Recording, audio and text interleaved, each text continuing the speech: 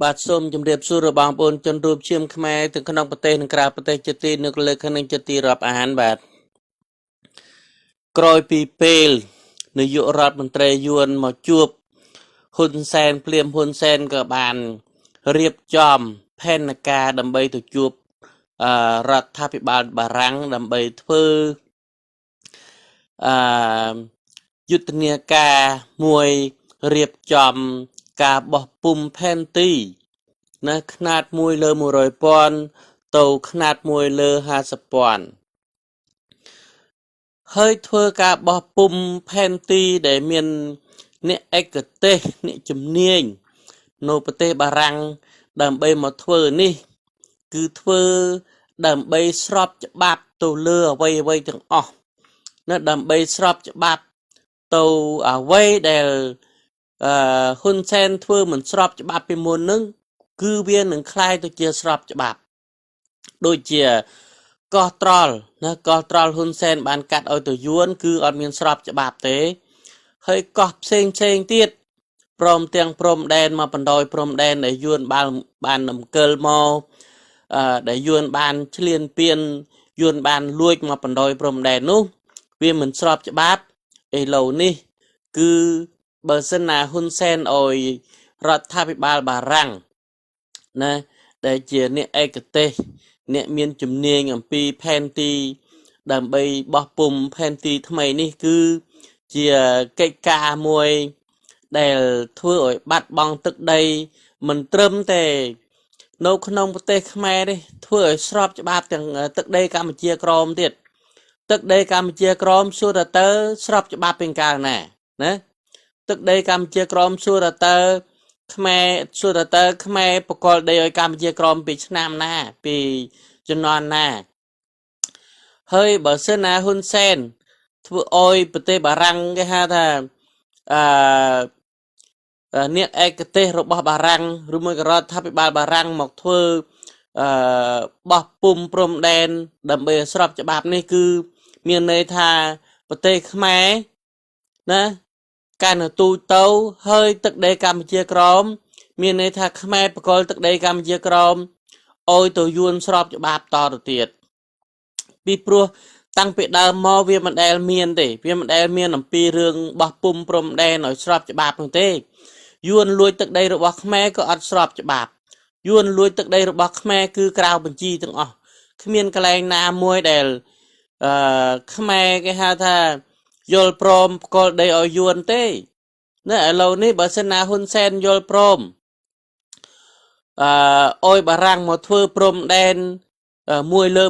100,000 ទៅលើ1 លើ 150,000 នោះមានន័យថាទឹកដីកម្ពុជាក្រមក៏ហ៊ុនសែនផ្គល់អោយទៅយួនណាយ៉ាងស្របច្បាប់ទៀតពីព្រោះហ៊ុនសែនតំណាងឲ្យរដ្ឋាភិបាលហើយកោះត្រល់ទាំងអស់នឹងកោះទាំងអស់ណាមកបណ្ដោយព្រំដែនទាំងអស់នឹងគឺហ៊ុនសែនបកលឲ្យទៅយួនដោយស្របច្បាប់ទៀតពីព្រោះអ្នកឯកទេសរបស់បារាំងដែលបានគេហៅថាមកដែលបានមកធ្វើជាព្រំដែនមួយក៏បង្កើតជាព្រំដែនមួយបោះពុម្ពព្រំដែនសាច់ជាថ្មីមកគេហៅថាຂະຫນາດ1 លើ 50,000 នេះគឺធ្វើទៅតាមអ្វីដែលយួនវាបានឈ្លានពានអ្វីដែលយួនវាបានបង្ខិតមកណាវាមកបង្ខិតមកតាមមកបណ្ដោយព្រំដែននេះហើយអ្វីដែល1 លើ 50,000 នោះគឺវាបង្ខិតមកគេហៅថាបាត់អស់ហើយមកបណ្ដោយព្រំដែននោះបងប្អូនបាត់គេហៅថាមកចង្ហៀងមកចង្ហៀងខេតមកចង្ហៀងខេតគ្រប់មកចង្ហៀងខេតស្វ័យរៀងខេតរតនគិរីខេតណាក៏ដោយមកបណ្ដោយព្រំដែននឹងគឺបាត់ពាក់កណ្ដាលខេតមកបណ្ដោយព្រំដែននឹងទាំងអស់ហើយហេតុដូច្នេះហើយបានជាហ៊ុនសែនណាអ្វីដែលមេដឹកនាំរបស់យួនវាបានគេហៅបញ្ជាមកហ៊ុនសែនទៅតែធ្វើតាមហើយសួរថាតើយើងធ្វើដែលឆ្នះយួនទេតាំងពីដើមមកធ្វើព្រំដែនធ្វើបោះຂະຫນាត់ព្រំដែនបោះຂະຫນាត់អ្វីទាំងអស់នោះយើងដែលឆ្នះគេហៅថាឆ្នះយួនអត់យើងមិនដែលឆ្នះយួនទេធ្វើអ្វីក៏នៅក្រមគេហៅថានៅក្រមអំណាចរបស់យួនធ្វើអ្វីក៏នៅគេហៅថានៅ ក្រមជាយួនទាំងអស់ហើយអញ្ចឹងសួរថាយើងនឹងធ្វើឆ្នះយួនទេបើយើងទៅធ្វើអញ្ចឹងធ្វើបានប្រយោជន៍អ្វីមានតែខាត់ទឹកដីទៅខាត់ទឹកដីទៅទេទឹកដីកាន់តែទូចទៅទេមិនមែនធ្វើនឹងឲ្យបានរីកចម្រើនទេក៏ប៉ុន្តែខ្ញុំសោកស្ដាយបាទខ្ញុំសោកស្ដាយដែលលោកសំរងស៊ីលោកទៅគាំទ្រគំនិតរបស់ហ៊ុនសែន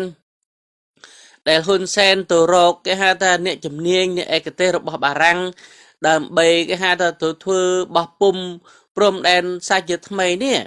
អានេះខ្ញុំមានការងឿងឆ្ងល់មែនតែនសួរថាតើហេតុដូចម្ដេចឯកឧត្តមសំរងស៊ីទៅគេហៅថាទៅយល់ព្រមជាមួយនឹងគំនិតរបស់ហ៊ុនសែនទៅវិញណាដែលយួនគេហៅថាបញ្ជាឲ្យហ៊ុនសែននឹងទៅរកប្រទេសបារាំងដើម្បីបោះពុំຂະຫນາດ1 លើ 50 ពាន់ហើយ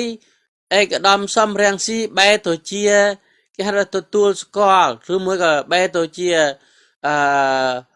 គេហៅថារួមគំនិតជាមួយហ៊ុនសែនបែរទៅជារួមគំនិតជាមួយនឹងយួនទៅវិញណាត្រង់កន្លែងនឹងដែលខ្ញុំមិនគាំទ្រ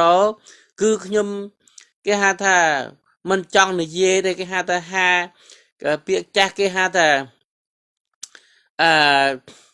គេហៅថា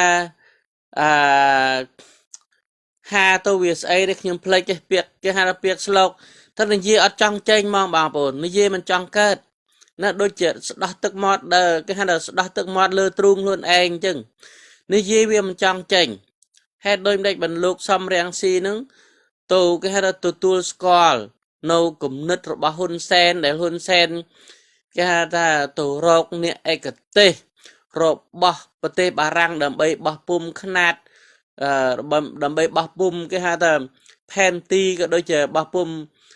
ព្រំដែននឹងយកគេហៅថា1 លើ 50 ពាន់ជំនួស1 លើ 100 ពាន់ទៅវិញនេះគឺជាការបាត់បង់ទឹកដីទាំងស្រុងមិនថាខ្ញុំមិនថាអ្នកណាឲ្យតែខ្មែរគឺគេមិនយល់ព្រមទាំងអស់ក៏ប៉ុន្តែហេតុដូចម្ដេចលោកសំរងស៊ីមិនសួរប្រជាជនខ្មែរផងសួរតើប្រជាជនខ្មែរយល់ព្រមឲ្យលោកសំរងស៊ីនឹងគេហៅថាយល់ស្របអំពីគំនិតនេះដែរឬទេលោកសំរងស៊ីធ្វើដូច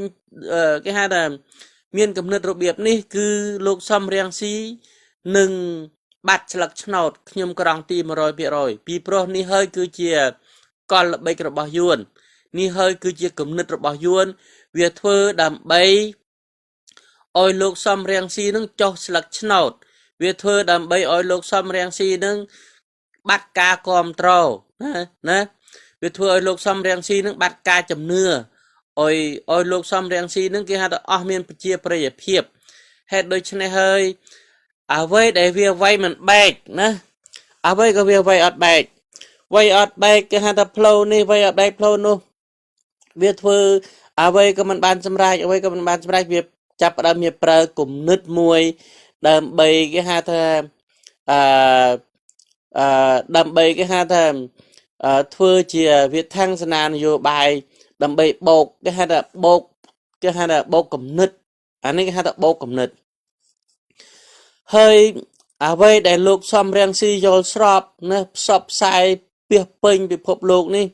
មានន័យថាប្រជាជនខ្មែរគេឈឺចុកចាប់ថាហេតុដូចម្ដេចបានលោកសំរងស៊ីគេហៅថាយល់ព្រមឲ្យប្រទេសបារាំងគេហៅថាអ្នកឯកទេសរបស់បារាំងហ្នឹងទៅបោះពុំណាបោះពុំផែនទីຂະຫນាត់1 លើ 50 ពាន់ប្រជាជនខ្មែរមិនសុខចិត្តទេប្រជាជនខ្មែរមិនយល់ព្រមអំពីរឿងហ្នឹងទេពីព្រោះបើធ្វើទៅតាមຂະຫນាត់ហ្នឹងគឺបាត់អស់ហើយមកបណ្ដោយព្រំដែនហ្នឹងពីព្រោះយួនវាបានរំកិលមកគេហៅថាគ្រប់ចំនួន1 លើ 50 ពាន់រួចទៅហើយវាមានតាំងប្រជាជនរបស់វាមានតាំងបកគោលព្រំដែនរបស់វាហើយបកគោលព្រំដែនដែលពួកយួនហើយនឹងហ៊ុនសែនគេហៅថាបោះបង្គោលជាង300បង្គោលនេះគឺវាលាក់រហូតវាលាក់ការសម្ងាត់ណាវាមិនអោយប្រជាជនខ្មែរទៅស្រាវជ្រាវវាមិនអោយអ្នកណាទៅស៊ើបអង្កេតអំពីបង្គោលព្រំដែននោះទេហើយវាធ្វើបង្គោលព្រំដែនហ្នឹងគឺវាប្លន់ទឹកដីរបស់ខ្មែរហ្មងប្លន់វាធ្វើបង្គោលព្រំដែនហ្នឹងគឺធ្វើសម្រាប់ຂະຫນាត់1 លើ 50 ពាន់ពេលណាបារាំងគេធ្វើបោះពុំຂະຫນាត់1 លើ 50 ពាន់1 លើ 50 ពាន់ភ្លាមគឺតម្រូវទៅតាមបង្គោលព្រំដែនថ្មីដែលគេទើបតែបោះ cái hai ta tổ tam khăn nát môi lơ hai sập pon này tầm đòn hết đôi chân này hơi ní cứ chia cầm rong ca rồi bảo yuan tầng o có một tay hết đôi đếch bàn lục xăm rang si lục mình đừng làm pi rường nưng nó pi pro bạc côi prom đen đây việc ban bao mò nó cứ bao tổ tam khăn nát môi lơ hai sập pon tầng o hơi việc thưa ní thưa oi cái hai ta lục xăm rang si cái hai ta thẹt sặc chno tiết việc thưa ní cứ thưa đầm bay cái hai ta ôi bị chia chọn khăng lục xăm rang si nó bị pro lục xăm rang si tàu yol prom chia mùi nâng hun sen tàu yol prom chia mùi nâng niyo ram tray yuan tàu vinh miền này tha lục xăm rang si yol prom ní cứ yol prom ôi bạt bằng thực đấy ơi mình men yol prom đầm bay cái hai ta thưa prom đen ở việc ba ở việc ri ở việc ấy nô tê hết đôi chân nhungประมาณ ngày này nhung chưa có ba là bà bồn bằng dê pi rương là vô bài như dê pi rương mê đặc nam cứ nhung chưa có ba mình tèn chưa có ba sơn tay mình trong trên video sơn tay mình trong là dê pi cái hai ta bật tê khmer dương tay mà đòn việc chưa có ba pê xưa là tơ thưa đòi mê đặc nam nó mê đặc nam thôm thôm hay mình vô đừng pi rương prom đen nó chân xưa ta tơ nà còn tôi dương ai thưa mê đặc nam bàn đây rồi ót nè khi bà dương ở với cái dương vô prom tôi tam cái hai tôi tam hôn sen ở với cái dương vô prom tôi tam mê đặc nom được bao nhiêu nó xua ta tới dương nó chia mê đặc nom ở với bà sinh này dương ban can nằm này nữa xua là ngày cối dương có việc đôi hôn sen đôi kia bà dương chơi là vô prom vô srop dương đơn tha bà răng miền đây cái tê hơi có bàn té bà răng vì miền đây cái tê nồi về tê bà răng nổ tê còn tay yuan để việc một bọc bằng cột prom đen nó về cứ việc bọc tam khăn nát môi lơ hai sập pon hơi đỏ pel na bà răng cái thưa cái bọc pum prom đen môi lơ hai sập pon lấy về trâu mắt chỉ môi nương yuan để việc một bọc cột prom đen tôi tam khăn nát môi lơ hai sập pon nàyแต่มาดองnữa mình này thà tê mẹ trâu bạt bằng thực đấy mà phần đôi prom đen tê khmer trâu bạt bằng thực đây tầng nó tăng bị co trol tăng bị cam chia crom nó trâu srop cho bạt tầng thế mà đòn lúc xăm rang si yol prom này cứ srop cho bạt mỏng yuan việc ban thực đây đòi xa lúc xăm rang si yol srop tổ tam cái ha ta cầm nứt rồi bao yuan tổ tam cầm nứt rồi bao hun sen như thế mà đòn bị pro bà rang kia đừng đấy bà rang kia đừng thay cái che bao pum men nó cái thưa tam cái đa tam sanh nam chân cái thưa bàn men hay đọc cột prom đen này xưa ta parang về bàn đừng ta pua yuan về một bọc cột prom đen tô tam cái hai tô tầm râu tô tam khát nát một rồi mùi lơ hai spon đây một rượu mùi cỏ ót parang về mình đừng làm pi rương đừng tê hết đôi chân này hơi bàn chìa parang cái hai ta việc đừng tê làm pi rương cái hai ta pi rương bạch chạy ca về chia say nước việc đừng mèn nó chầm này bằng cột prom đen để pua yuan về thưa cái thưa ruồi tổ hơi nè việc ban bóc man cái hai sập nam này ruồi mà hơi nè cứ việc thưa tổ tam tầm râu mùi lơ hai spon tê hay đỏ pel ai cái đom xăm rang si yol prom như này tha ai cái đom xăm rang si nó yol prom ở yuan nó lui từ đây mà phần đôi bờ tê nè srop cho bát tòng srop cho bát thô tam cái hai ta khăn nát để pua yuan về mà lui bóc bằng cột prom đen nè đây parang ở đằng nè parang ở đằng đấy ở đằng thay yuan mà bóc cột prom đen thay chôn mà lơ từ đây khmer trẻ thế hay đợi parang về thưa tam khăn nát nó cứ thưa tam thưa tam pua yuan bóc cột prom đen hết đôi chân này hơi ban việc như chưa chọc cha với bà buồn chưa cái ba là nhưng chưa cái ba nhưng mình trong là dê tầm đòn còn mình tay trom với mình bàn sao cái thà nho đai nho trơn oi lư xô cái hai ta lúc xăm rang si lúc bàn vô prom pi rương nó nho đai nho trơn cái hai ta sưng tè mình trong cái hai ta chu mình trong này dê ở quay tầng còn tay trom mình bàn vì pro dương chỉ côn khmer dương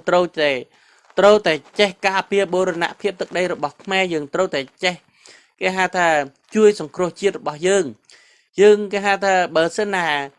nhung cái hai ta mình về trênคือviệc mình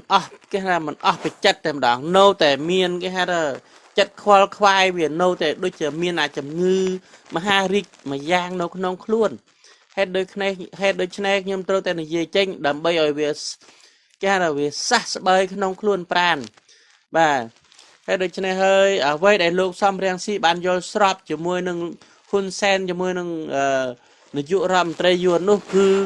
បន្ទុយនឹងឆន្ទៈរបស់ប្រជារាស្ត្រហើយបាទហើយដូច្នេះហើយជាចុងបញ្ចប់នេះខ្ញុំបាទសូមអរគុណសូមជម្រាបលាបាទ